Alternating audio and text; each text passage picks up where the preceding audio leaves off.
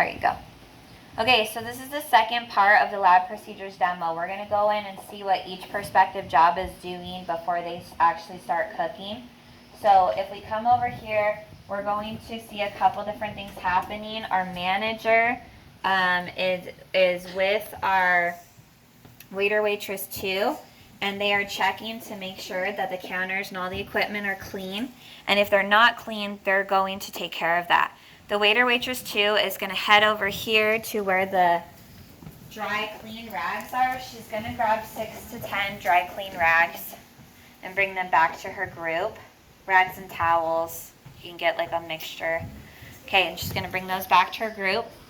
And then she's going to fill the sink with some hot soapy dishwater. So she's going to put the stopper in over where the garbage disposal is. Okay, and then she's going to turn the water on. She's going to put soap in so it fills up and gets hot and soapy. Okay. Everyone's washed their hands, by the way, in the lab already.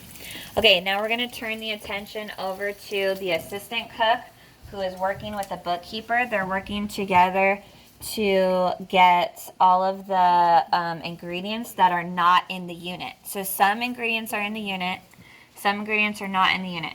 So they are getting their tray ready. On their tray here, I'm just going to show them really quick. So on the tray, they have a couple bowls because they're going to be getting cream of tartar, and they're going to be getting oil, and they're also going to be getting food coloring, but they don't need bowls for that. They have measuring spoon set and a straight edge. Do they need the straight? Yeah, it's for the cream of tartar. So they have those items with they each have a copy of the recipe. They're going to head over there. We'll touch base with them in a minute. So they can go ahead and head over there now, and we'll touch base with them in a minute. We're going to look at the head cook.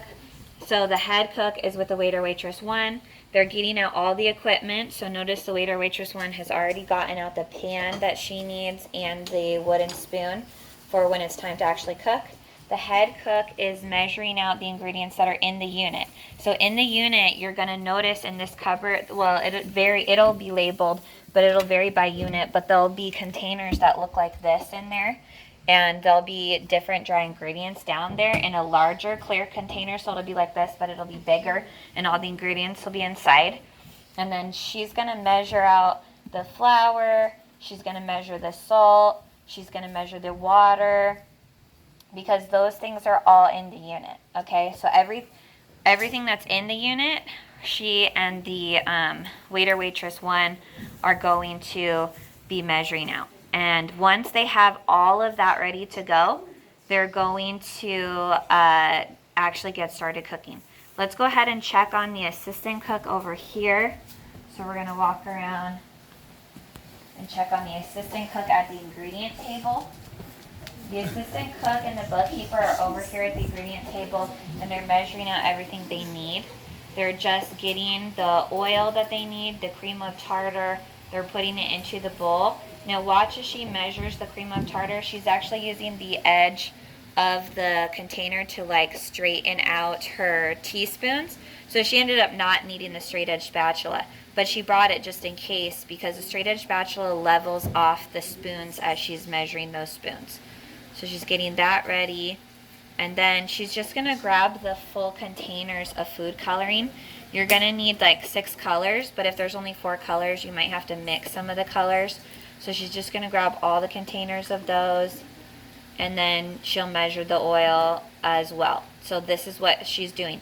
Now notice that over here at the, this is the cart where the ingredients are. She actually measures on the table. She just gets the ingredients from the cart. So she's going to need wax paper as well. And she's going to need 6 Ziploc baggies, as well as the other ingredients. And those are to put the items inside, and the wax paper is for it to cool on when the Play-Doh is done.